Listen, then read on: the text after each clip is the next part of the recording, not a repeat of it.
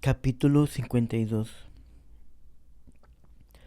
Y seré hallado agudo en el juicio y admirable delante de los poderosos, y los príncipes se admirarán de mí en sus semblantes.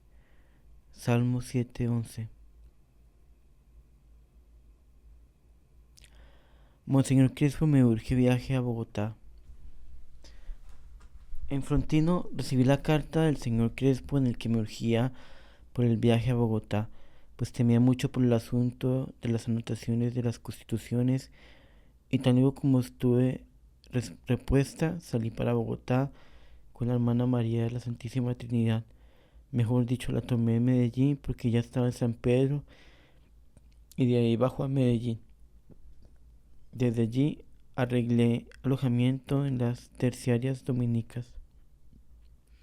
Además, presintiendo que mi situación iba a ser difícil en Bogotá, pues las cosas de las tales anotaciones, aunque el señor prefecto decía que eran cosas accidentales, guardaban cierto misterio, porque ni las mandaba el señor Crespo ni las decía. Resolvieron que fuera conmigo la señorita Ana Raquel Izaza, amiga y protectora nuestra desde los tiempos en que era simple proyecto loco la congregación. Dicha señorita podía sernos muy útil por tener muchos amigos en Bogotá y por ser de mucho tino para todo. Salimos de Medellín el 12 de octubre de 1923 y llegamos a Bogotá 5 días después. Desde la estación nos recibieron dos hermanas terciarias dominicas que habían salido a nuestro encuentro llenas de cordialidad y atención. En un coche nos condujeron a su casa en la calle Octava 2A. Entrevista con el señor Nuncio. 2 días después de llegadas me presenté al señor Nuncio y les puse, sin nombrar absolutamente nada de las anotaciones, las necesidades de la congregación y la principalísima del decreto laudatorio. Me interrogó mucho acerca de las dificultades con los carmelitas de los cuales le hablé. Parecía no creerme, pero me entendía. Al terminar me dijo que le llevara por escrito los puntos en los cuales la congregación se diferenciaba de las demás. Me pareció el señor Vicentini muy amable. Al día siguiente fue a visitar al señor primado, pero había salido. La señorita Teresa Uribe, con quien nos tocó viajar, nos llevó a su casa y, llena de celo por el bien de la congregación, se propuso conseguirle amigos en Bogotá, y para ellos me hizo visitar a varios personajes. No diré que esto me hizo mala impresión, como me hubiera hecho en otros tiempos, cuando tanto me fatigaba el mundo, porque ya hacía muchos años que me era indiferente todo. Pero sí era cosa de vernos en plena sociedad opulenta, a las pobres mujeres de la selva, cuando ya se nos habían olvidado o evaporado los aires sociales.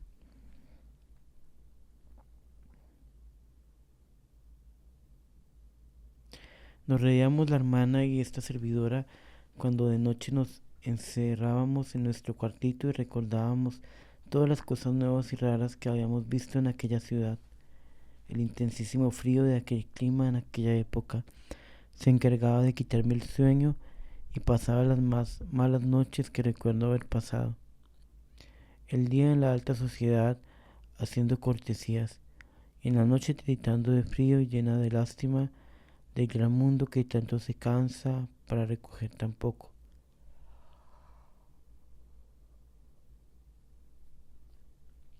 Dios mío, con razón la madre de Martignan se consagró a pedir por los grandes de la tierra. Cuán devota me hacía entonces de esta santa religiosa. Pobre mundo que no mereció la oración de Cristo. Sin embargo, hay en él muchas almas buenas, enredadas en las superficialidades y pompas del mundo, y que sin duda no son muy responsables y hacen mucho bien. Eso me recordaba la parábola aquella y las palabras de nuestro Señor: dejar que la cizaña crezca con el trigo, que el día de la siega se recoge el trigo y se deja la cizaña. Creo que eso, en todo su rigor, no debe aplicarse a los religiosos que para eso se separan, sino a los del mundo. Cuánto trigo puro pero enredado se encontrará en esa Bogotá opulenta. Casi puedo asegurar que puedo distinguir almas muy especiales y que sienten a Dios muy cerca, no obstante sus galas y sus modos de grandeza humana. Dios sabrá despojarlas de lo que no es Él para llevarlas a su granero.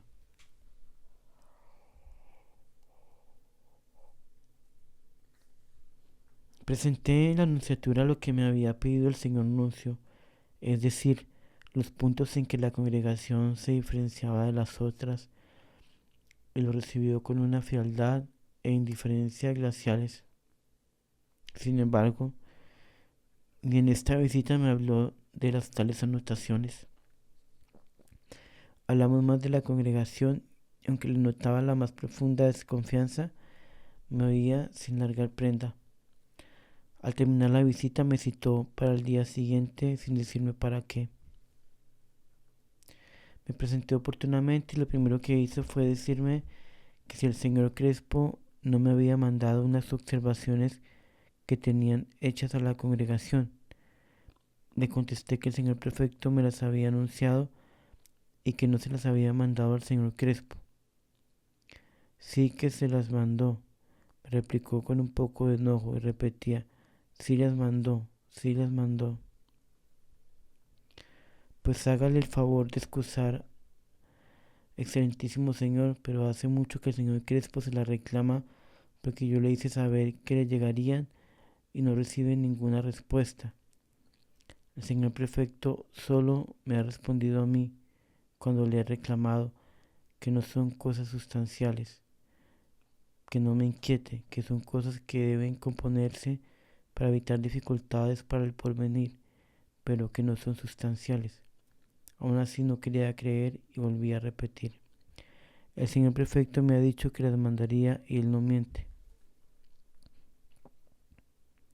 Pues a pesar de todo, excelentísimo señor no las ha mandado. Y por eso he venido desde Antioquia, porque el señor Crespo está inquieto por no llegarle las tales anotaciones. Anotaciones a las constituciones. A esto pareció creer, pero con algún disgusto se levantó y volvió con un papel en la mano diciéndome, vea, si serán accesorias sustanciales, y leyó. Primero, la congregación tiene una ceremonia en la cual el sacerdote queda comprometido a decirle a la misionera que va a salir a una nueva fundación, ir y enseñar a todas las gentes, bautizándolas en el nombre del Padre, del Hijo y del Espíritu Santo. Por consiguiente, las misioneras se atribuyen lo que solo el sacerdote le corresponde. Segundo, la congregación tiene superioras que, erigiéndose en regla viva, enseñan que solo ellas y no el sacerdote tienen luz de Dios para dirigir las almas. Tercero, que las misioneras gustan de vivir sin sacramentos y creen que así pueden ser santas y porque viven sin ellos se creen mejores que las demás. Cuarto, el gobierno de la Madre Laura es absoluto, no tiene consejo ni consulta a nadie. Quinto, la Madre Laura publica unas cartas por vanidad, en las cuales echa al público sus propias hazañas y las de sus hijas con nombres y apellidos. Sexto, las misioneras hacen unas excursiones muy peligrosas moral y materialmente. Séptimo, la abnegación y el heroísmo de las misioneras no tienen más móvil que la vanidad y el superar a los misioneros para ganar nombre. Calcule, Padre mío, cómo me quedaría con semejantes descargas. Esto lo decía el señor nuncio con tal persuasión y tan enfáticamente que con cada mirada parecía decirme, no tiene remedio, todo está perdido. Terminó diciéndome, como ve, los cargos son terribles y no puede negarlos porque el señor Arteaga no miente. Además, él tiene toda la confianza de la Santa Sede y advierte una vez por todas que esa obra caerá porque se ha levantado sobre la vanidad. Y estas cosas de la vanidad Dios las estrella. Le contesté dándole la razón a lo último, y sin saber por dónde ni cómo comenzar le dije: dice muy bien vuestra excelencia que el señor Arteaga tiene la confianza de la Santa Sede, y yo agrego que de mí tiene mucho por qué desconfiar. Soy una triste mujer y una pecadora que no merece la fe y la confianza de nadie. Por consiguiente, la obra debe acabarse, porque los cargos que el señor Arteaga son tan fuertes que por uno solo de ellos puede verse el pésimo espíritu de la obra, y por consiguiente deben derrocarla. Es necesario, sí, que sepa vuestra excelencia que yo niego esos cargos, menos el penúltimo. Es verdad que hacemos unas excursiones muy peligrosas moral y materialmente. ¿Y por qué las ordena usted?, me preguntó. No entraron en mi plan, excelentísimo señor, pero Dios ha mostrado que las quiere y no me he resuelto a no hacerlas para no contradecir su voluntad. Pero si vuestra excelencia u otra cualquiera en nombre de la iglesia las quita, me alivia a mí de un peso enorme, porque no hay vez que las hermanas salgan a una de esas excursiones que no me quede con un fardo en el alma. ¿Y por qué cree que Dios las quiere? Porque las ha autorizado con prodigios y milagros, además de un fruto extraordinario en las almas. ¿Cuáles son esos prodigios? Entonces le referí a algunos. Por lo pronto no recordé todos, y aunque él deseaba oírlos todos, hubo de darse por satisfecho con los que le conté. Es cosa rara, padre, que hayamos presenciado esos prodigios y no hayamos observado que lo eran hasta pasado mucho tiempo. Por ejemplo, lo de la acabada de la langosta en Dabeiba, que debía referir al principio de estos apuntes. No vine a darlo por raro y prodigioso sino después de muchos años. De modo que cuando hablé en la nunciatura no tenía en la cuenta muchos de los más prodigios antes. La pregunta de él me hizo caer en cuenta de algunos. Esto no puede ser otra cosa que permisión de Dios para cumplir algún designio especial de su amor. No me queda duda, padre. Después de oírme, el señor nuncio con mucha atención, aunque con alguna incredulidad, me preguntó que si esos hechos tenían testigos. Le contesté que tenían a los indios, a varias hermanas y algunos a toda la beiba, y de muchos fueron testigos los mismos padres carmelitas, pero que solo el padre Elías y quizás el padre Guillermo los confesaban y se sorprendían con ellos, teniéndolos como señales de la intervención y voluntad de Dios en la obra. Pero que los demás, cuando le referían algo o palpaban lo milagroso, callaban con muy mal semblante. ¿Cuántas veces queda campo a la más leve duda lo niegan, aunque estoy cierta de que en su interior no pasa lo mismo? A esto cayó y solo me dijo: vuelva mañana y tráigame escritos todos esos prodigios y cosas por las cuales cree que Dios autoriza las excursiones. Al día siguiente le llevé el trabajo y en silencio lo guardó.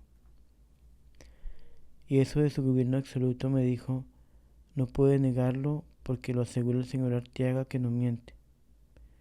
Verdaderamente no debo desmentir persona tan honorable. Pero volviéndome a la hermana Trinidad que me acompañaba, ¿qué destino tiene vuestra caridad en la congregación? Soy conciliaria, contestó. ¿Cuáles son las otras conciliarias?, repuso el señor nuncio. La hermana las nombró. ¿Y les consulta a la madre Laura?, volvió a preguntar el nuncio. Hasta en las cosas más triviales, le contestó. Sin contestar palabra ni hacer ademán de creer, sino al contrario, con ademán de desprecio, dijo: ¿y por qué no quieren los sacramentos? ¿No sabes que son el medio ordinario de salvación y que sin ellos se pierden? Sí, excelentísimo señor, sé que sin sacramentos nos perdemos. Entonces, ¿por qué no los buscan ni quieren? Es que si los buscamos, suspiramos por ellos y lloramos cuando se nos quitan. Mire que el señor Arteaga no miente, repuso, ya con un semblante un poco airado. Es verdad lo que digo, excelentísimo señor, y también es verdad que el señor Arteaga debe o tiene más por qué ser creído que yo. Luego, haga vuestra excelencia lo que le dicte la conciencia, y Dios se encargará de lo que sigue. Soy una mujerzuela hasta de muy mal nombre, porque de mí se ha hablado mucho y muy mal. Y si quiere vamos al confesionario en donde se convencerá que no soy buena y que debe creerle más bien al señor Arteaga, si atiende a quién es él y quién soy yo. Con esto se calló un rato. Después me dijo, y eso de las publicaciones por vanidad, ¿no sabe que lo que se hace por vanidad no lleva la bendición de Dios? Sí, es excelentísimo señor, lo sé. ¿Y entonces por qué lo hace? Es que no lo hago por vanidad. ¿Por qué pues las escribe? Lo escribo por obediencia. ¿A quién obedece? Al señor Crespo primero. Luego cuando fuimos del señor Toro y vi que les fastidiaban a los reverendos padres carmelitas, le pedí licencia para dejarlas y me la negó. Cuando ya quedé con el señor Arteaga, le rogué que me las dejara suspender y me ordenó seguirlas. ¿Cree usted que el señor prefecto miente? Creo que estoy diciendo la verdad. Además, excelentísimo señor, las cartas pueden ser examinadas por vuestra excelencia y podrá conocer en ellas el espíritu con que han sido escritas, y si he hecho las hazañas de las hermanas con nombres propios y apellidos, yo puedo conseguírselas si quiere vuestra excelencia. A esto se quedó callado. A poco dijo, ¿y cómo es tal su presunción que cree que puede arrogarse los derechos del sacerdote? ¿No sabe que Dios puso a la mujer después del hombre y que ella debe obedecer y estarle sumisa? Sí, lo sé, excelentísimo señor. Entonces, ¿por qué quiere superarlos y no obedecerlos? Es que los obedezco y no pretendo superarlos. El señor Arteaga no miente, repuso más severamente que antes. Por eso deja a vuestra excelencia que haga lo que haya dicho el señor Arteaga. Además, excelentísimo señor, yo, puesta en lugar de vuestra excelencia, dispersaría una congregación por uno solo de los 6 enormes cargos que se le hace. Son de todo punto gravísimos y créame, excelentísimo señor, que me siento impotente para desvanecer esos cargos por tratarse de la persona del señor prefecto y mis ningunos derechos para ser creída. No hay remedio. ¿Y qué personas pueden informar al respecto? Los únicos testigos de que estas acusaciones son falsas y que me servirán delante de Dios, pero no delante de vuestra excelencia ni de la Santa Sede, son los padres carmelitas. Con esto cerró los ojos como pasmado, pero trató de serenarse pronto y me dijo, bueno, vuelva mañana. Así salí casi convencida del desastre de la congregación, pero una confianza secreta de que el remedio le llegaría por otro camino que no fuera una apología en las condiciones en que yo la estaba haciendo. Mi hermana que me acompañaba me decía, no hay remedio, madre, es imposible convencer a este señor, la obra se va a pique. Si juzgamos por lo que pasa, sí es irremediable, pero recuerde que Dios es rico en medios y que es dueño de la obra. Además, si no es de Dios, yo misma la ayudo a destruir, porque no me tomaré tantas molestias por otra causa que no sea la que creo servir. Suprimidos los salmos de medianoche. De allí fui a hablar con el padre rector del colegio de San Bartolomé, que a la sazón era el reverendo padre Larrañaga, sobre lo que debía hacer. Este padre comenzó por felicitarme con estas palabras. La felicito porque eso mismo le pasó a San Ignacio y obra que así se combate es de Dios. Me parece que lo mejor es que vaya a tomar consejo del señor primado. Aunque está tan ancianito, conserva vivas sus facultades intelectuales y es el mejor consejo que puede tomar. Pues de contado, este santo prelado me oyó con suma paciencia y su consejo fue corto, pero lo mejor. Dígale al excelentísimo señor nuncio cuanto tiene que decirle en favor de la obra, aunque vea claro que no le cree, y déjele el resultado a Dios con toda tranquilidad. Bendito sea mi Dios que habla por sus representantes.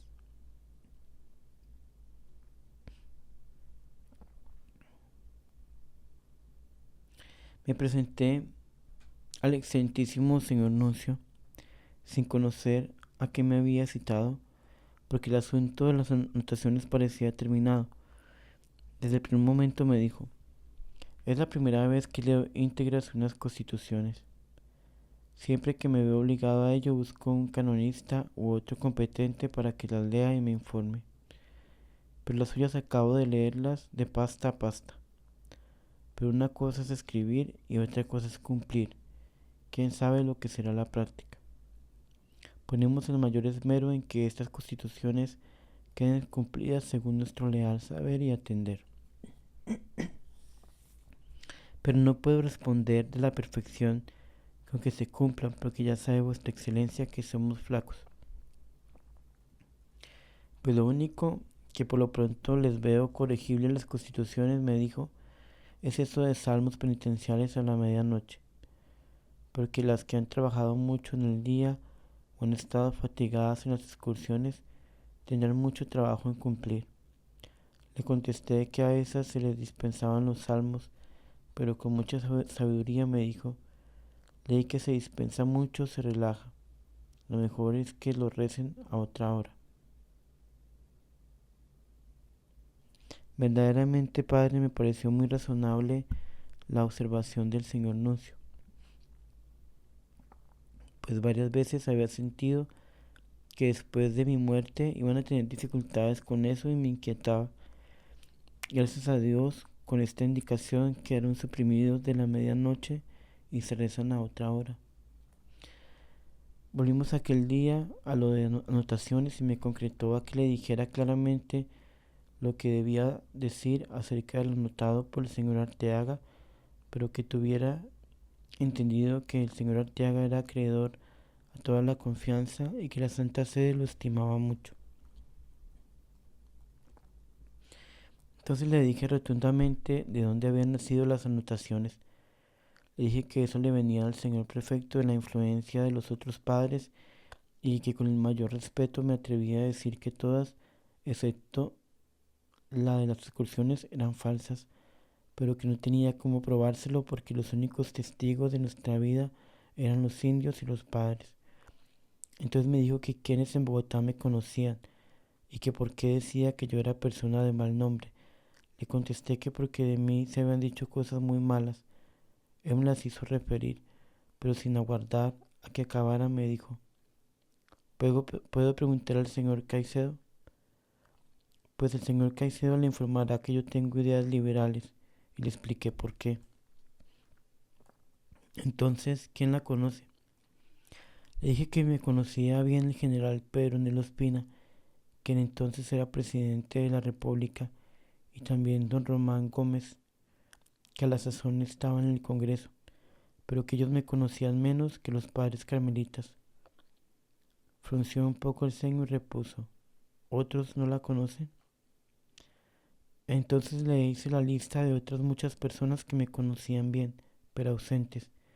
Le hablé del padre Elías Carmelita y de lo que él opinaba de la persecución de los padres, no obstante ser sus hermanos, pero de esto no hizo caso alguno.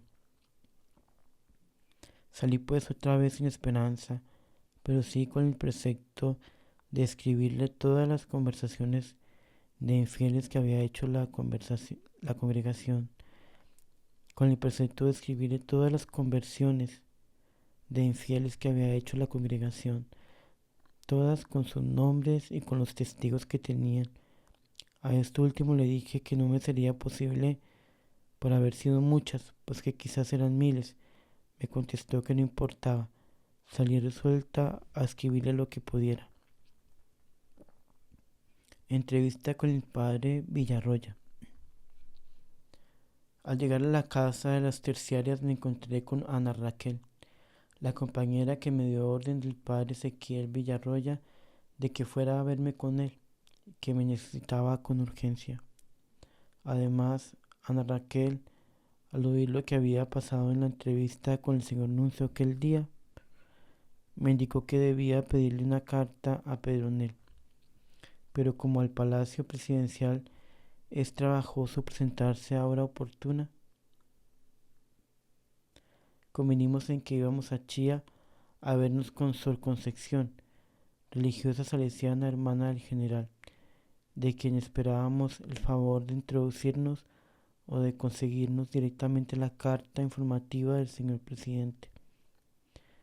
En primer lugar fuimos al reverendo padre Villarroya y, Dios mío,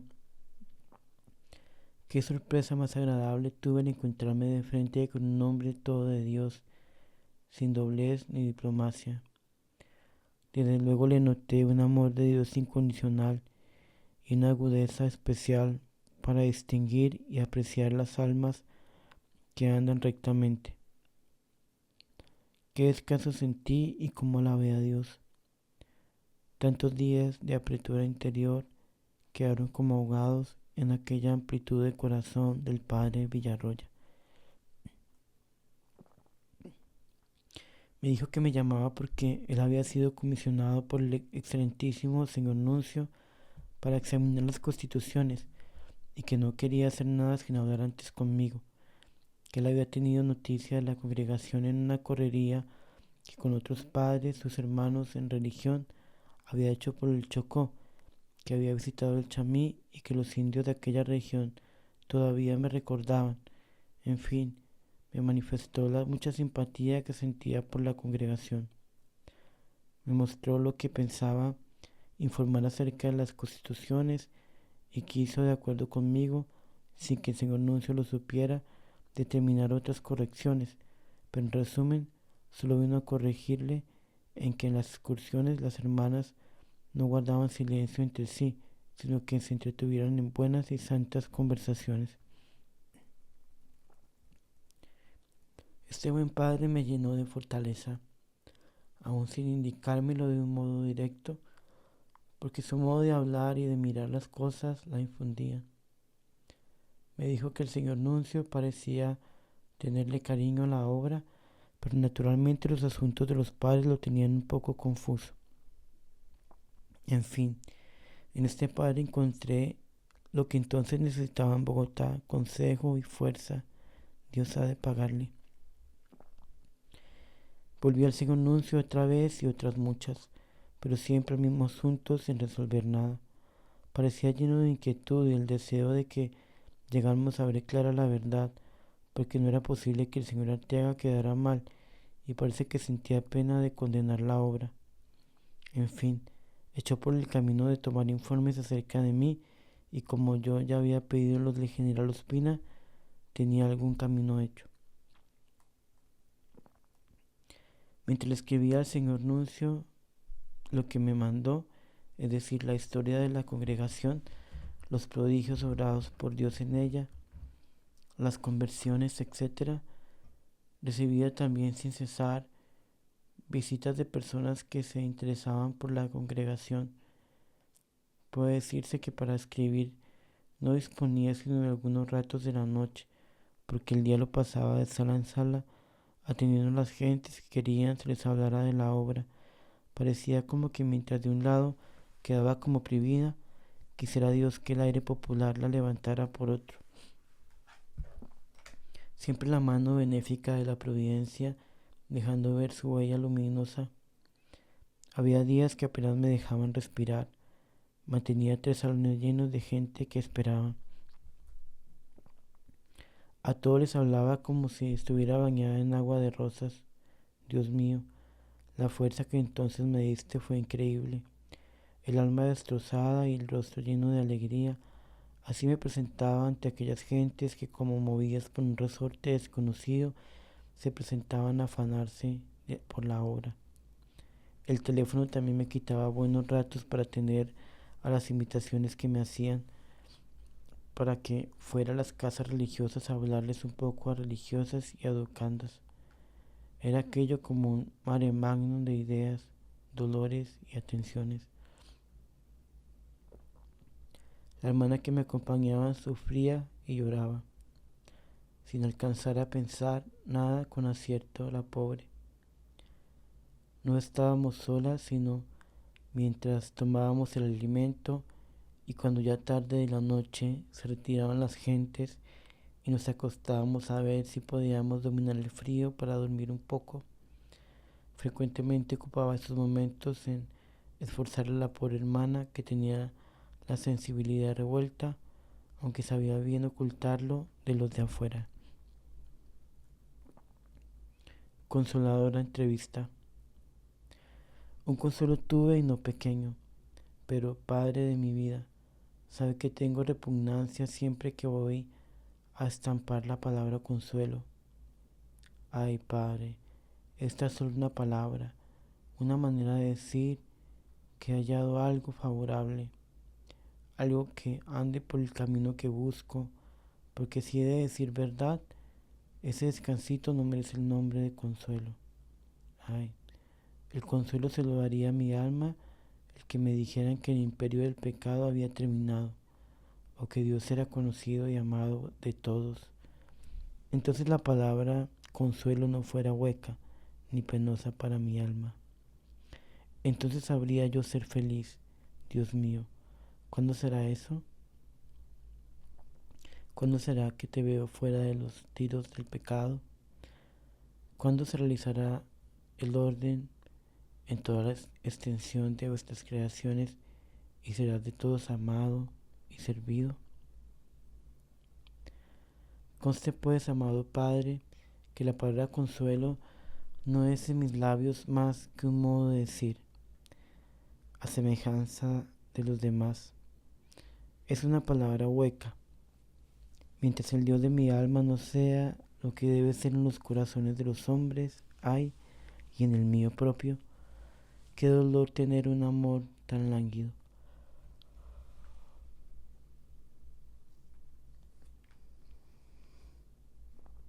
Pues bien, lo que iba a referir y que llamé consuelo es una visita del padre Elías. Él estaba en Leiva, pero por razón de salud vino a Bogotá y fue a visitarme. Le hablé de mi situación de anunciatura y me dijo, ¿por qué no me ofrece a mí como conocedor de todo y de su interior? Cosa admirable la entereza de este padre, siempre que se trató de defender la congregación y mi persona. Jamás respetó más que la obediencia a que estaba obligado. Dios le habrá recompensado. Le dije que ya que estaba en la ciudad lo haría y quedó tranquilo. Cuando a los días, si no recuerdo mal, fuimos a corresponderle la visita a él y a los otros padres carmelitas que nos visitaron, porque aún no conocían los últimos pasos de nuestras dificultades con sus hermanos en Dabeiba. Tuve oportunidad de hablar en el confesionario con el padre Elías y allí me dijo, sepa que mis hermanos no quedarán tranquilos hasta que no estrellen la congregación, pues por más que ven que es obra de Dios, ellos están ciegos. Pero desde que se fundó la prefectura de Urabá, pensé, y aún no he cambiado de ideas, que esa prefectura iba a ser el descrédito de mi orden. Y se cumplirá, darán la nota negra a mis hermanos. ¿Y por qué lo pensó así? Le repliqué. Pues porque ellos no se tranquilizarán hasta que no destruyan y estrellen la congregación suya. Y como Dios la ama mucho, antes permitirá que ellos se estrellen, y de allí vendrá el descrédito. Yo se lo he dicho 1.000 veces, y recuerde que alguna vez le prometí sufrir hasta persecuciones por sostener que esa obra y su espíritu son de Dios.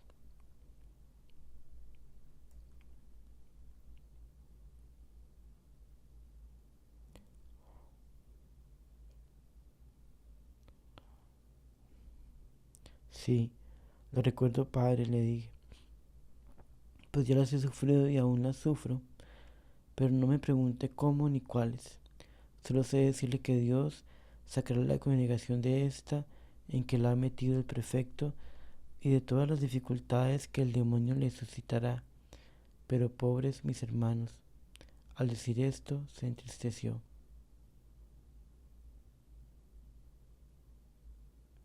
Luego le hablé de cómo había procurado la paz con el señor Arteaga y que había cumplido el consejo del mismo padre de franquearle el alma y someterme a su dirección. A esto el padre Elías me dijo con viveza y cierto ademán e indignación: eso es lo que el prefecto no cree, niega la lealtad de su alma. Este fue para mí grande sorpresa porque creo haber sido muy verídica y sencilla con él, y además él me trataba como si creyera. De todos modos, continuó el padre Elías, Dios la sacará, porque los hombres no pueden contra Dios. Pero prepárese, porque tampoco ellos cejarán en su idea de derribarla. Además, crea que mientras más perseguida, más preferida de Dios y más gloria le darán, tanto usted como la congregación. Yo no puedo hacer más que ir a hablar con el señor nuncio y decirle toda la verdad, pero como se trata de mi orden, no debo ir sino en caso de ser llamado, porque entonces será cosa de obediencia. Pero si quiere, ofrézcame. Otra cosa no haré porque mis condiciones, como le digo, son pésimas en el asunto, y por muchas cosas que no le diré ni debo preguntármelas. Pero hoy, como al principio soy de la congregación, y es por ella por la que he sufrido y sufro. Con esto salí mucho más convencida de que Dios asistiría a la congregación, pues la certeza del Padre, unida a la convicción de que jamás me llegó a decir nada que no saliera exactamente, me lo gritaban muy alto. Al día siguiente le mandé una tarjetica al señor nuncio diciéndole que si quería llamar al padre Elías que podía darle informes muy exactos, pero me mandó decir que como yo quisiera. Esto pues no podía ser argumento para presentarse el padre Elías y hube de desistir de la información de él. Cuánto alumbra y serena la verdad. Mientras todas estas vueltas, las hermanas, la hermana Concepción Ospina, o quizás Elena, la hija del general, me consiguieron la carta informativa de él y realmente como la esperaba, me la dio el señor presidente. Mas, aquella noche sentí tal vergüenza de mí misma y de Dios que entré como en un potro de tormento. ¿Cómo puedo yo probar que soy buena?, me decía. Ni cómo puede el señor nuncio creerle a una mujer como yo. Entregar la carta del general Ospina me parecía mentir terriblemente a Dios. Esos informes son de lo que el general puede haberme conocido por encima y que va a ser lo que soy verdaderamente, que va a saber lo que soy verdaderamente. Me puse a repasar mis pecados y me parecieron más horrorosos que siempre. Me sentí tan criminal y tan desvergonzada al pretender buscarle al señor nuncio que le certificara mentira tan grande, es decir, que dijera que yo era buena. No, no me parecía un crimen. Mejor era que se fuera a pique la congregación, que seguir buscando quien engañara al señor nuncio diciéndole que yo era buena. Me veía y sentía tan criminal y tan odiosa que aquella noche hubiera querido que me tragara la tierra antes que recibir ninguna señal de estimación de nadie. Sufrí y lloré aquella noche como pocas veces lo había hecho.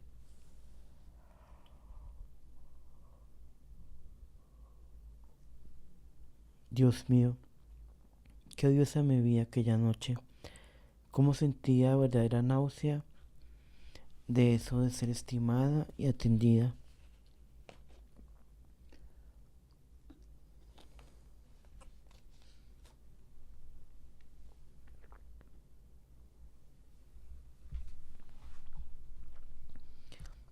amanecer, después de aquella agonía, formé la resolución de no presentar la carta del general Ospina a la nunciatura e ir a hablarle con la mayor franqueza al señor nuncio, diciéndole que pues era verdad que yo no era buena. No le exigía ya que me creyera, y para que se convenciera que de verdad yo era mala, me hiciera la caridad de oírme una confesión general en el confesionario, y así saldría él de dudas. Dios mío, cuánto alumbra y serena la verdad. Con esta resolución quedé tranquila y resuelta a que sucediera lo que Dios quisiera, pero que de todos modos el superior quedara con la verdad. Me puse ya tranquila a hacer la preparación necesaria para la confesión general que proyectaba, y me sentía como iluminada acerca de mi maldad, pero con el alma en tal paz que ni sentía sueño después de aquella noche de tanto sufrimiento. Dios mío, que a tiempo viene siempre tu verdad a iluminarme, que firme es la verdad y qué inquietud se siente fuera de ella. Es que tú eres la verdad y solo en ti es firme el hombre. Qué tonta fui cuando pensé que con informes de quienes solo conocen la corteza exterior de mi persona podía el señor nuncio quedar en la verdad. Dios mío, alúmbrame siempre así como aquella noche feliz. Muy de mañana me levanté y le dije a la hermana Trinidad con mucha alegría: yo resolví el problema. Todo está en que no engañe al superior. Hoy voy a hacer una confesión general con el señor nuncio, y así se convencerá de que soy mala y saldrá de dudas, sabiendo a qué atenerse él, y yo no seguiré en la falsísima posición de convencer a un superior de que soy buena, cosa que no conseguiría en toda una larga vida, porque los superiores tienen luces y no se dejan engañar fácilmente.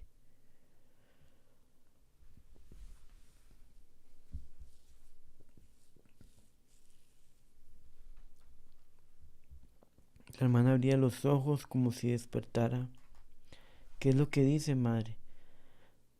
Pues eso que ha oído, hija de mi vida.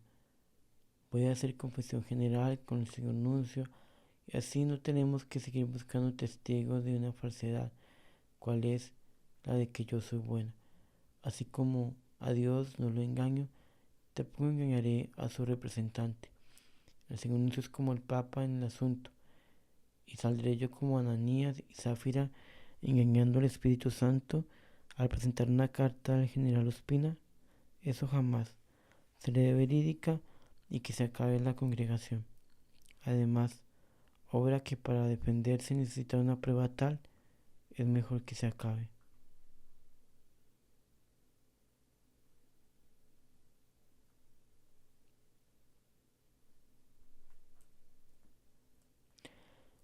Por más que la hermana me hizo reflexiones, nada adelanté. Mi paz, la calma de mi alma sentía, me hacía saber que Dios estaba conmigo y que porque buscaba el camino de la verdad me guiaría siempre. Pero cabe una explicación, Padre.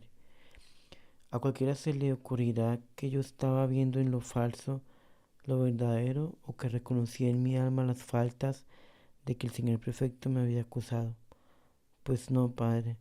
Muy claro veía ser ellas falsas, y aún reconocía que provenían de fuentes apasionadas y llenas de errores. Sabía de dónde las había tomado el señor Arteaga, y no podía quedarme duda del apasionamiento y la mentira.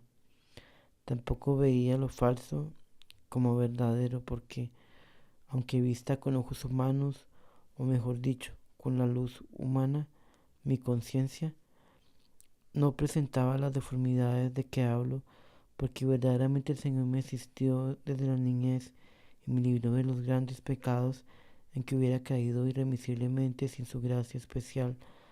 Pero la luz divina de aquella noche me mostró muy claro ese fondo malo, esa potencia por el pecado, esa impotencia para lo bueno, y esa desconcertadora oscuridad que el alma tiene en sí misma. Desde la caída original, acrecentando todo con mis pecados, que si por misericordia de Dios no han sido mayores, sí son los que entrañan mayor ingratitud. Total, que aquella suprema luz que creo muy semejante a la que tendrán las almas al presentarse en el momento de expirar delante del esplendor de Dios, me mostró la suprema verdad de mi miseria desnuda.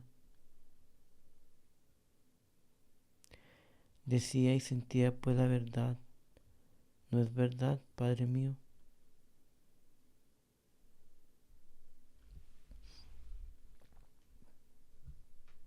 Recordaba yo haber visto en un museo unos animalitos monstruosos conservados en frascos llenos de alcohol y que se conservan allí por años y años. Y me decía, estos animalitos tienen tal tendencia a corromperse que han tenido que dejarlos entre alcohol, y si de él los sacaran, al momento se pondrían insufribles.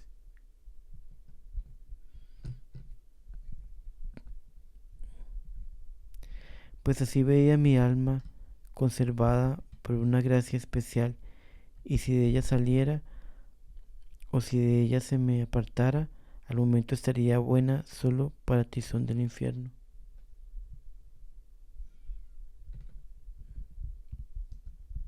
Pero hay más.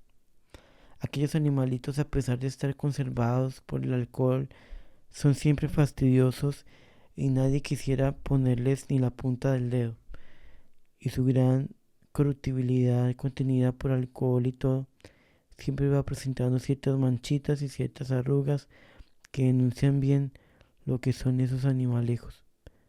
Pues así veía mi alma, aunque preservada por la gracia y grandes pecados, ha presentado a los divinos ojos imperfecciones y cosas que bien denuncian lo que soy y lo que fuera sin esa gracia misericordiosa. Sin pasar por las purificaciones de la tierra o el purgatorio, no se atreviera ningún ángel a cogerme sin vascas. Creo que con esta comparación, Padre mío, dejo un poco menos oscura mi situación de aquella noche y la luz extraordinaria que el Señor me dio para que dejara de estar buscando quien probara una falsedad y dejara al Señor Nuncio, su representante en la verdad. Con razón algunos santos han creído morirse al ver con esta misteriosa luz sus propias almas.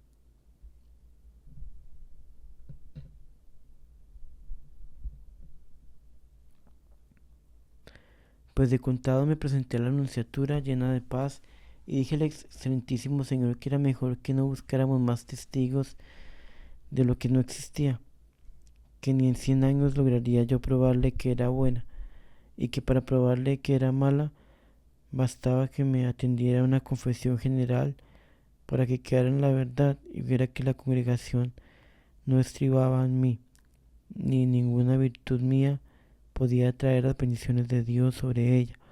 Y agregué, por eso me dejé de buscar cartas y recomendadores que le darían solo lo que el mundo ve por de fuera, y sería un engaño. Con esto su excelencia se rió y no volvió a decirme nada de los cargos, pero tampoco una palabra tranquilizadora. Un mes entero estuve en Bogotá en aquella ocasión y muy pocos días fueron los en que no me presentara a la Anunciatura. Algunos días fui 2 veces por indicación y mandato de su excelencia. Me hizo dejarle una copia de las constituciones, relación de algunas conversiones especiales por medio de la congregación y un apunte de las obras prodigiosas que Dios hizo para autorizar nuestra pequeñita obra. Todo lo recibió sin decirme una palabra, sin tranquilizarme ni declararse enteramente en contra.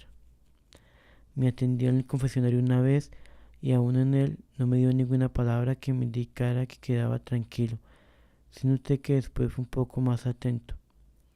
Debo también confesar que jamás fue desatento, ni siquiera en los días en que me reñía, y parecía perdida la causa de la congregación ante él, siempre atento y aún amable la mayor parte de las veces.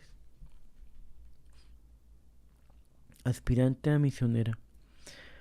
Un día, al subir a un tranvía, se interpuso una señorita y tomando por un brazo a Ana Raquel que me acompañaba, le impidió subir oportunamente al tranvía porque como loca le impelía a que le dijera quiénes éramos y además referencias que nosotras pudiera darle, pero lo hacía con tal vehemencia que la creíamos loca.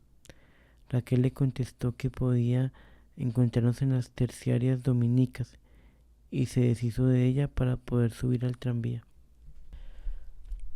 Tan luego como vinimos a las terciarias, apareció la niña y sin preámbulo dijo: desde que las vi no tengo vida, no he vuelto a pensar más que en ustedes. Y yo tengo que irme con ustedes para donde vivan, a hacer lo que hagan. Yo tengo que ser una de ustedes. No hay remedio, sino que me voy con ustedes. Asombradas quedamos al ver la aparente locura de esta improvisada vocación, mas expresaba sus ideas con tal sencillez que resolvimos atenderla. Entramos en el examen de lo que era ella, antes de decirle lo que éramos nosotras. Resultó que se llamaba Paulina Perdomo, natural de Bogotá, hija de padres pobres pero honorables, que acababa sus estudios con las hermanas de la Presentación, en cuya comunidad hubiera hallado muy buena acogida, si hubiera sentido inclinación por ella. Además, era amiga y conocedora de muchas otras comunidades y decía que sentía vocación religiosa, pero que no para las que conocía, que al vernos en el tranvía había sentido tal cosa en su alma que ya no volvería a tener calma si no nos seguía. Comencé enseguida a pintarle nuestra vida misionera con los colores más vivos posibles. Le puse de presente solo nuestro sacrificio, la decisión que se necesitaba para estar asida a una cruz tan pesada durante toda la vida. Y en fin, le dije que si no tenía la dote, no sería posible que realizara su proyecto. De otros modos traté de desanimarla.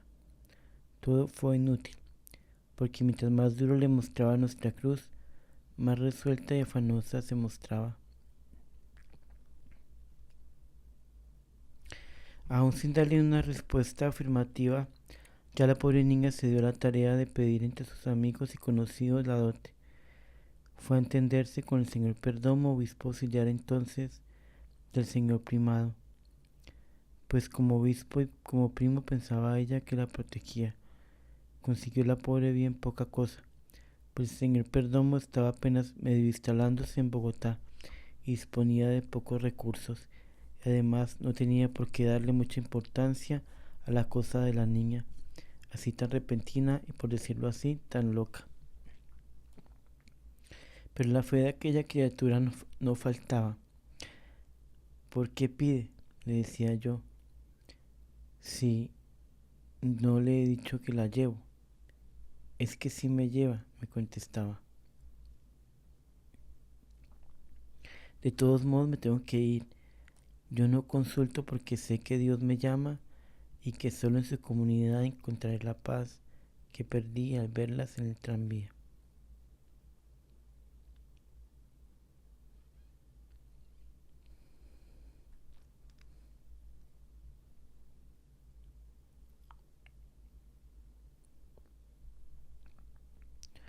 No me quedaba ya duda, Dios estaba en esa alma y la llamaba con apremiante y casi asfixiante voz.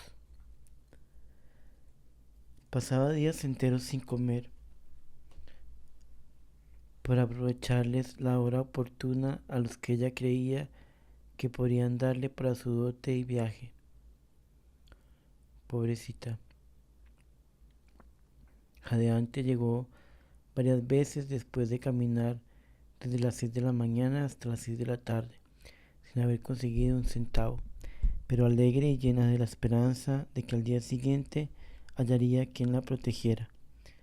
Era esperar contra toda esperanza. Su familia la buscaba y la reñía, pero parecía que no oía. No tenía más pensamiento ni más vida. Como esto pasaba en los días en que todavía visitaba al señor Nuncio, le consulté lo que debía hacer con esa vocación tan rara y tan resuelta. Me dijo sin dudar: de ningún modo le permito llevar de aquí a nadie, por más que sea vocación segura o insegura. Es imprudente. El ademán con que me decía esto revelaba la convicción en que estaba de que la congregación no merecía la confianza de nadie y que se destruiría. Le obedecía, y tan pronto como vi a la señorita le dije que dejara sus arreglos, que por lo pronto el señor Nuncio no me permitía recibir a nadie. Esa pobre niña me oyó como quien dice: por eso no tenga usted cuidado, y salió. Al día siguiente me dijo: mire, ya arreglé la cosa con su excelencia, y no solamente le manda a decir que me lleve, sino que le recuerde mandarme con usted algo con que quiere ayudarme al viaje. Un milagro de una niña ardorosa, llena de un llamamiento fervoroso y correspondido como el de un San Pedro.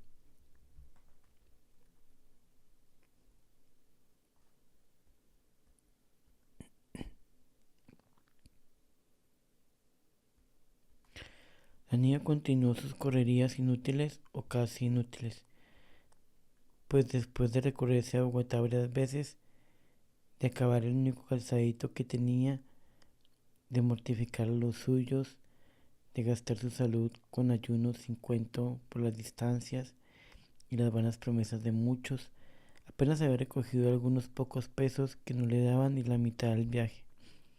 Sin embargo, la pobre niña no se desanimaba ni se espantaba cuando se le decía cuánto era lo que necesitaba para ingresar a la comunidad.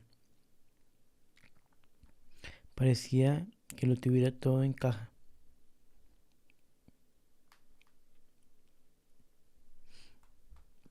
Ya para venirnos le dije: mire, como no ha recogido lo necesario para el viaje, debe quedarse.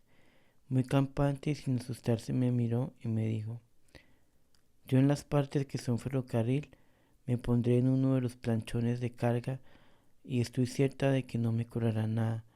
Y si usted no me lleva, me iré así detrás, de modo que viéndome ya en Antioquia, Dios le inspirará que no me rechace. Era indomable la joven en su fervoroso deseo. No dormía porque las noches las pasaba ideando las puertas a que debía llamar al día siguiente en busca de alguien que pedía para muchas veces, ay, no encontrarse una mirada de desprecio. De todos modos la caridad se imponía. Era preciso traerla aún sin lo necesario para el viaje. Así se hizo, y hoy, después de 5 años, es una misionera fervorosa que gana almas en la región del Vaupés y supera dificultades como entonces.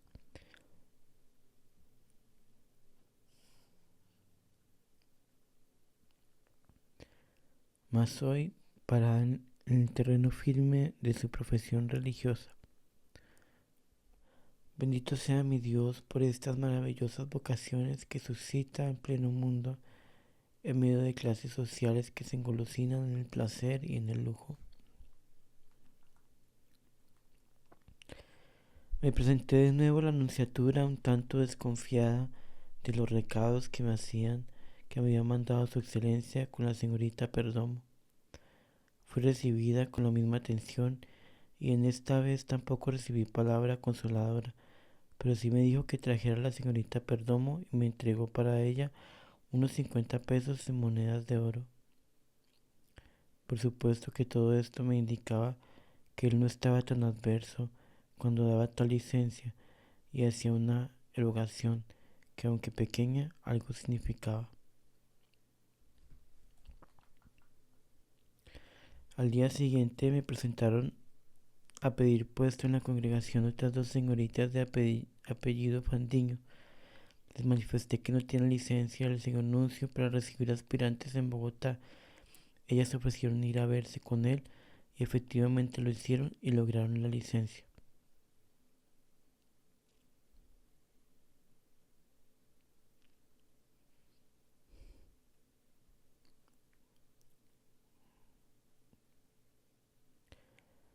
Naturalmente cada una de esas señoritas, aunque nada decía muy claro, eran mis consuelos.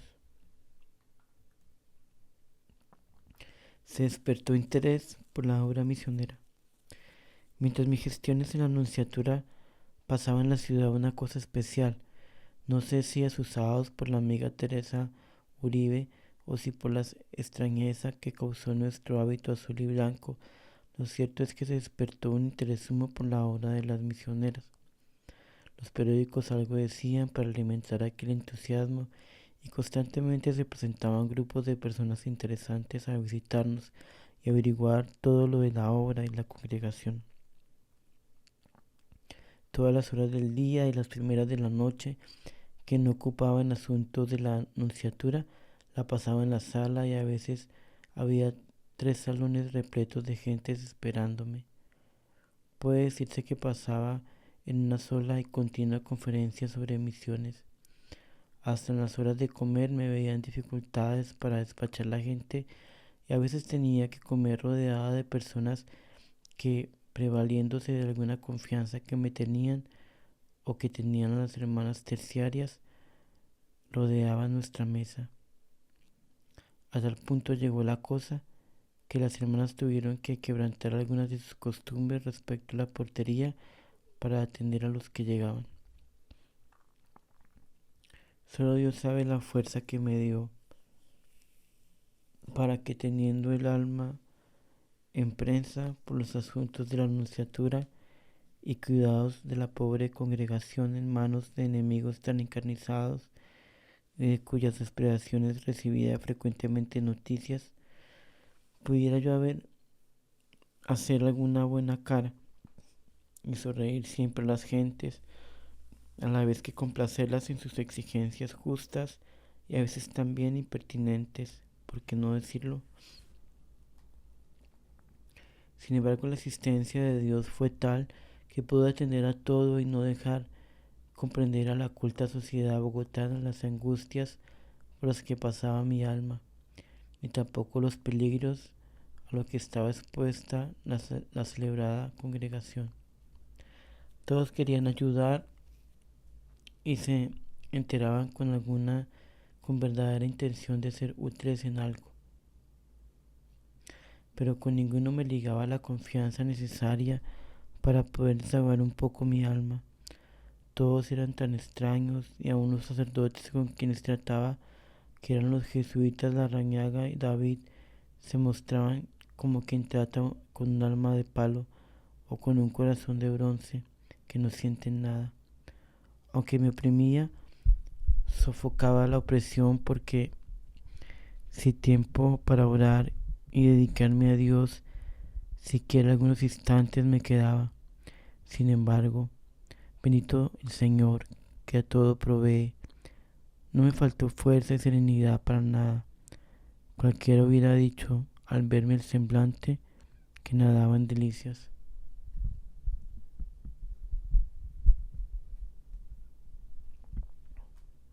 Ay, dulce Jesús del alma, delicias son las que das cuando nos colmas de dolor. Que apriete la pena, me decía a mí misma, en los instantes en los que me dirigía de una sala a otra para reanudar conferencia comenzada o repetir la que acababa de hacer y que ya me tenía sin fuerzas.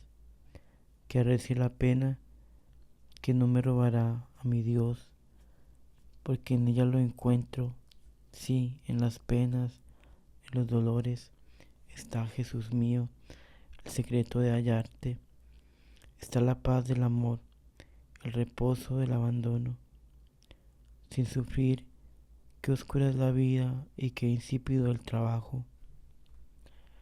No me faltes nunca, Dios del alma, con el venturoso dolor que sabe hacer el alma ligera como un balso para ir nadando por encima de las cosas humanas.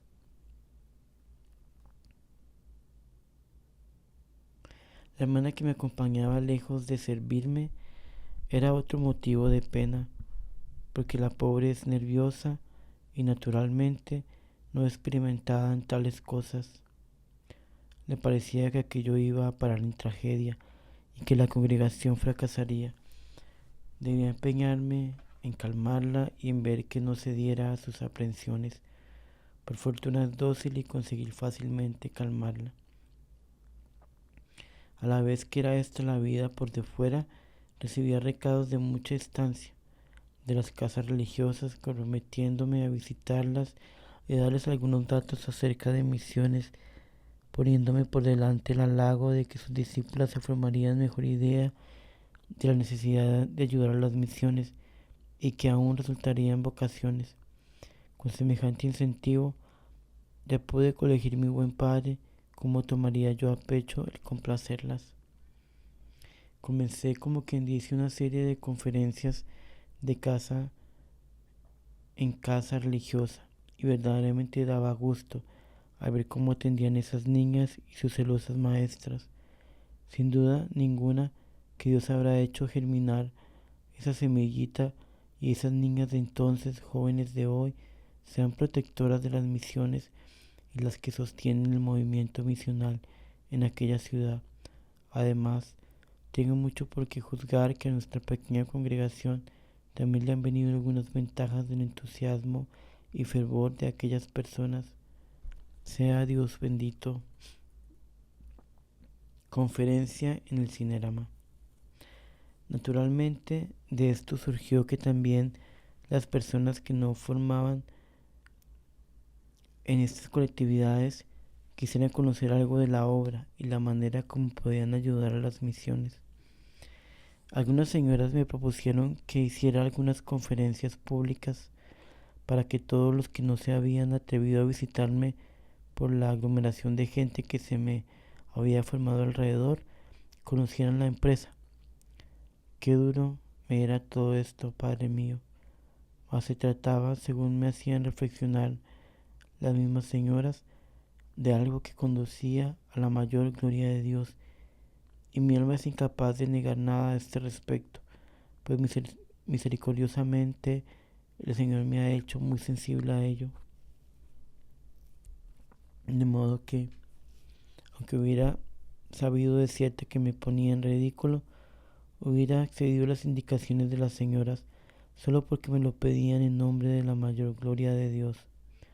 Aunque eso era lo que invocaban delante de mí, yo sí pude advertir que entraba en mucho la gloria de la patria.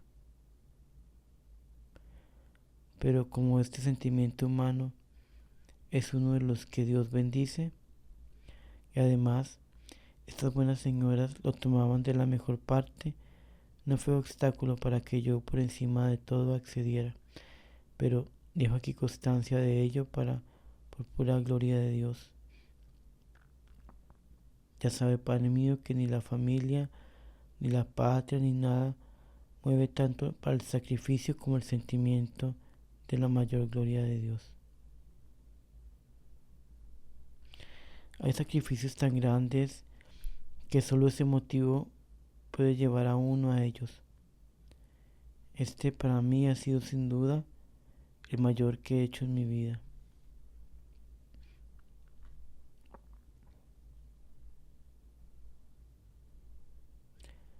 Presentarse ante un público selecto, una mujercita campesina extraña a todo lo del medio en que se encuentra, a perorar sin saber y sobre todo cuando no lo ha hecho ni siendo niña, y habiendo tenido toda la vida repugnancia casi invencible a aparecer el umbral en ningún sentido.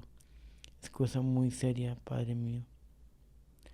Tanto que aunque muchas veces cuando me asistía a fervor especial me ponía a preguntarme qué sacrificio me podía pedir Dios, que yo no se lo hiciera al punto.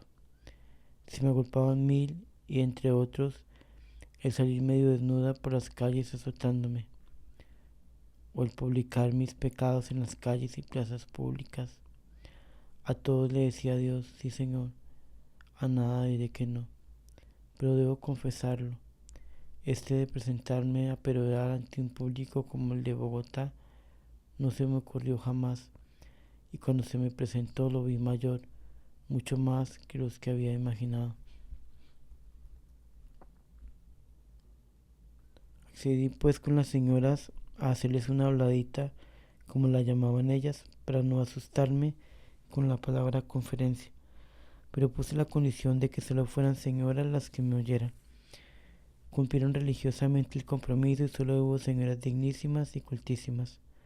Sin embargo, cuando se comenzaba, se presentó en el sitio un señor que por encima de todas las oposiciones quería oír algo de los indios. Era este el señor Diego Mendoza, persona ya relacionada con la obra por alguna correspondencia de doña María Pérez, su señora. Esta condición hizo para mí menos penosa su presencia. Tenía la seguridad de que dicho señor era guiado por un interés verdadero y que sería bondadoso con la pobre que se exhibía por primera vez. Esta hablada la hice con licencia del señor Perdomo y conocimiento del señor Nuncio. Como el auditorio estaba tan bondadosamente preparado, pues no se les ocultaba quién era la que estaba en Martinete.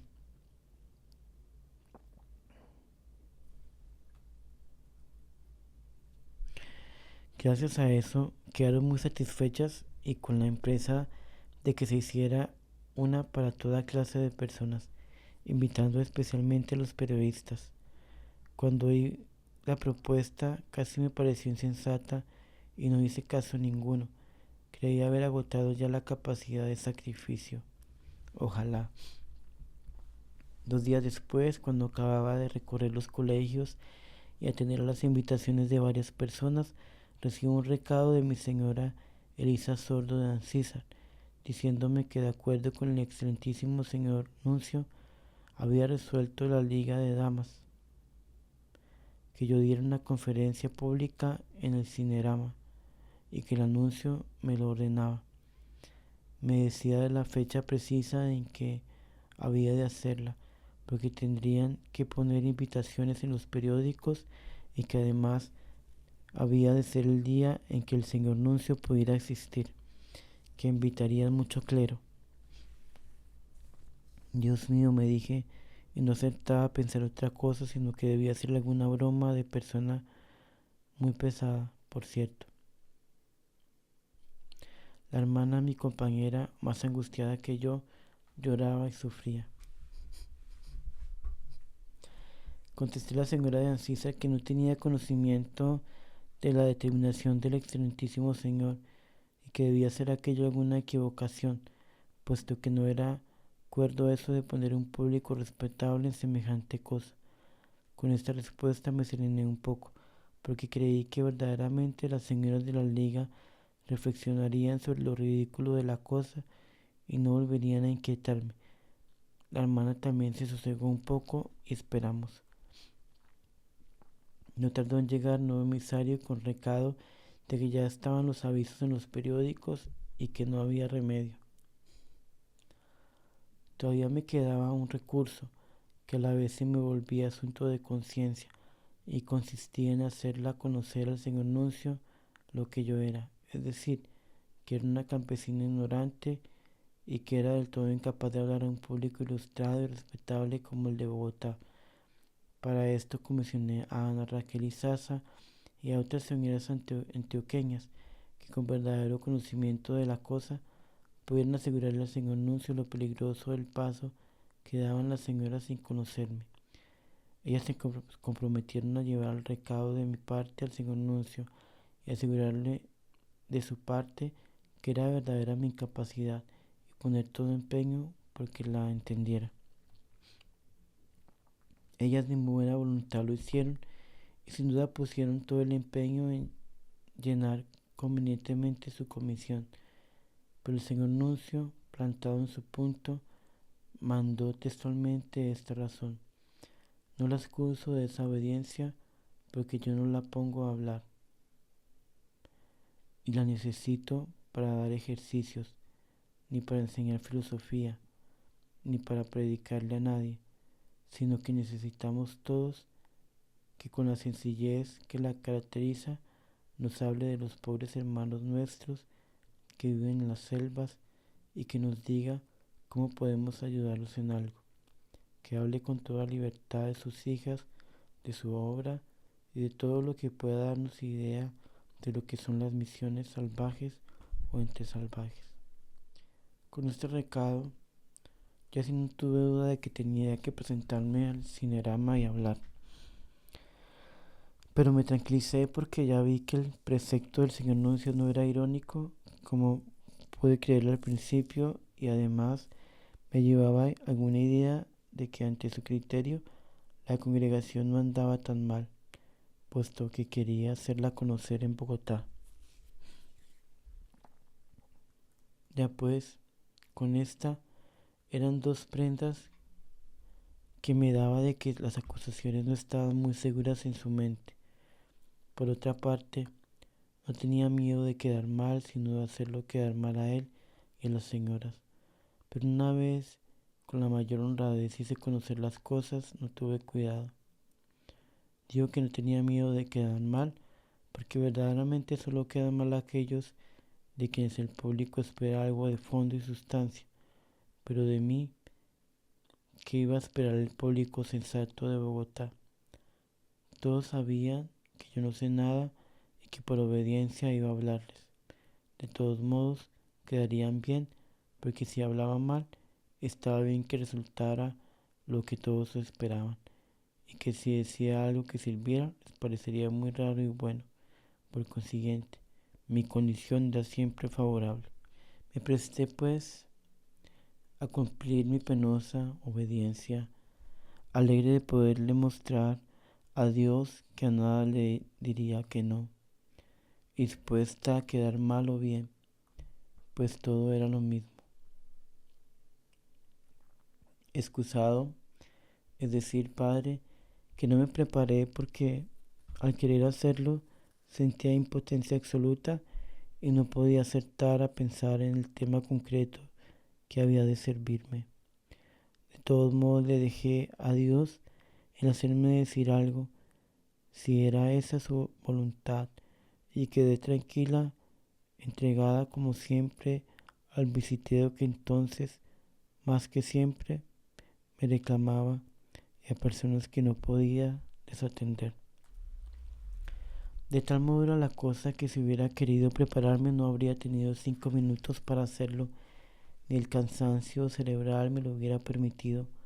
Un poco de escrúpulo tuve de no hacer diligencia alguna para prepararme, pero como Dios provee a todo lo de aquellos que le sirven y están a acecho de sus menores necesidades para suplirlas, fui al reverendo padre Ezequiel Villarroya a cualquier consulta que no recuerdo respecto a los asuntos de la nunciatura y, ocasionalmente, le dije que no podía prepararme ni me afanaba en ello, a lo cual el padre me respondió que hacía muy bien y que esperara que el Señor en quien confiaba me iluminaría en la tribuna misma lo que convenía que dijera.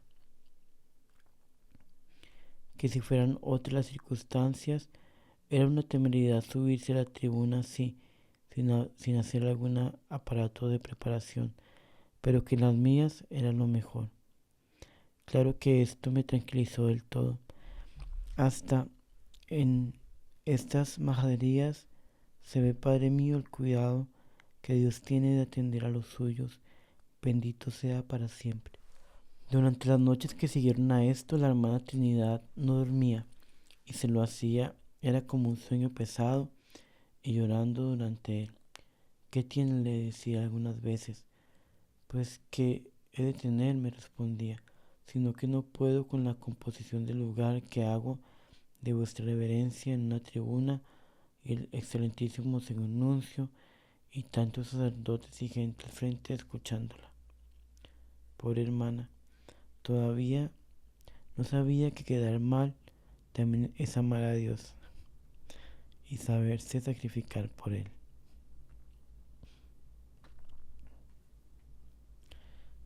Trabajo me daba calmarla y hacerle ver que el caso era solo un pequeño accidente de la vida que pasaría como todo en ella. Verdaderamente ni la hermana ni esta servidora podíamos ilusionarnos con que de la cosa y sacrificio pudiera salir nada bueno. Pero la pobre hermana no entendía aún lo que es una obediencia que va hasta donde no se ha pensado. Muchas veces me ha pasado preguntarme qué cosa me exigiera Dios que yo le negara, y aunque se me habían presentado muchas y duras, según he dicho antes, si mal no recuerdo, me convencía de que todo se lo daría, pero esta se me parecía mayor que todas las que mi imaginación había sabido mostrarme. La hermana, por el contrario, jamás se le había ocurrido ejercitarse en obediencia de esta manera, y así se explica su sorpresa. Ya en otras virtudes me ha pasado, padre, parecido. Ejercitarme en ellas, así con la sola voluntad, respecto a cosas que quizás jamás sucederán, y suponiéndolas, doblegar la voluntad a ellas, creyendo que jamás lo tendré que hacer en la práctica, pues algún tiempo después me ha dado Dios manera de llevar a los hechos mi resolución y voluntad decidida. No sé si me habré hecho entender en esto, Padre mío, pero sé que si las almas se acostumbraran a este ejercicio de algunas virtudes, tal vez no las sorprenderían los casos excepcionales que suelen ocurrir. Por ejemplo, algunas veces he supuesto que Dios me hubiera querido casada con un hombre feroz y perverso que volviera la vida todo un retablo de dolor y dificultad, pues me empeño en aceptar aquello que jamás vendrá, pero en lo cual la virtud de la paciencia y otras podría ganar mucho y glorificar a Dios de modo muy especial. Hago actos de la voluntad, asentando aquello por amor de Dios, y siento tranquilidad y paz especiales. Así supongo otros estados de vida a que puede ser llamada, y los acepto con todas las dificultades por amor de Dios, y aún siento que este ejercicio fortalece mi amor y creo que agrada a nuestro Señor. Como lo ve, Padre mío, en este caso de mi arenga en Bogotá, me sirvió mucho el haber estado dispuesta a superarlo todo por cumplir la voluntad de Dios, y el haber ejercitado la voluntad en plegarse a lo dificilísimo.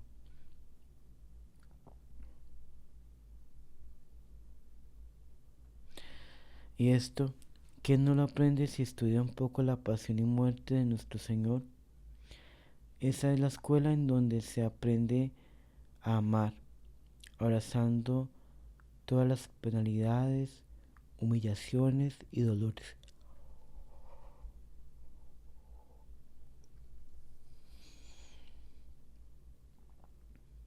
No hay duda que a los santos ni el martirio los ha cogido desprevenidos, porque se han hecho antes muy amigos del gran mártir y han abrazado con su voluntad todos sus dolores, afrentas y humillaciones. ¿Qué ejercicio tan útil a las almas es este? Pues bien, cuando se presentó el vehículo que había de conducirme al cinerama, es decir, el edificio destinado para representaciones públicas, estaba con un poco de fiebre, causada por una gripa fuerte que también me hacía temer por la voz. La hermana me suplicó que me excusara con este pretexto. Justo por otra parte, puesto que el clima de Bogotá es fríísimo y peligroso para las gripas. Mas me hice callar porque como todo se lo había encargado a Dios, también lo de salud y me sacaría bien. Salí pues en dirección al Cinemara, como si fuera a asistir a lo que otro hablara. Dios mío, qué bien sostuviste mis nervios cuando pude mostrar tal serenidad, sobre todo al entrar a aquel sitio y ver repleto del auditorio sin que pudiera caber una persona más. Hicieron que me refrescara un momento antes de subir a la tribuna. Entre tanto, la pobre hermana temblaba y lloraba sin dejar, por supuesto, de rezar para conseguirme las luces del Espíritu Santo.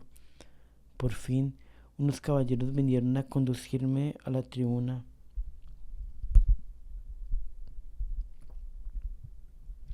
Y como mi volumen ya no era fácil de manejar, bien me sirvieron para subir aquellas gradas.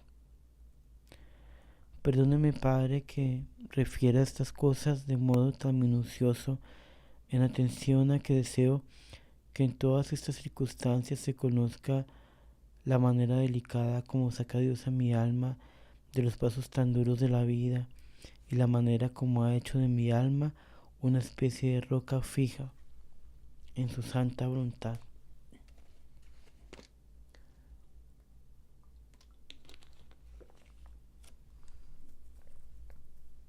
Pues bien, una vez llegada a la tribuna, mi serenidad fue más completa.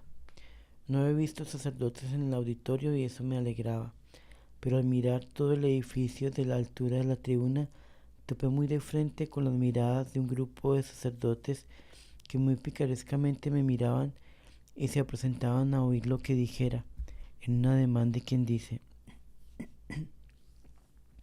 aquí nos la sacamos nosotros oyendo disparatar a esta mujercita.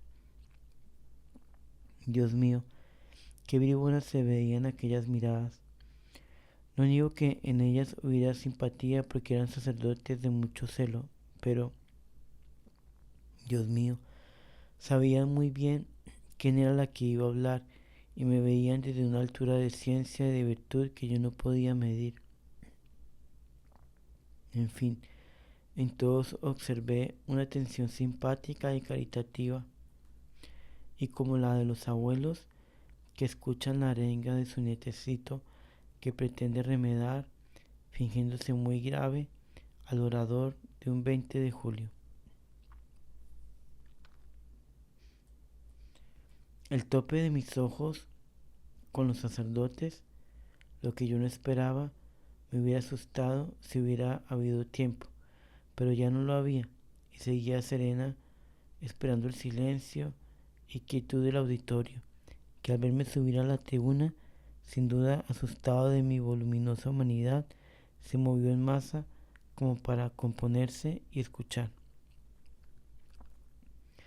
Gracias a Dios que al entrar al cinerama, una señora me dijo que el excelentísimo señor Nuncio había tenido a última hora inconveniente para ir, pero que había enviado a decir que le conservaron su puesto porque a cualquier momento podía entrar cuando estuviera ya comenzada la conferencia.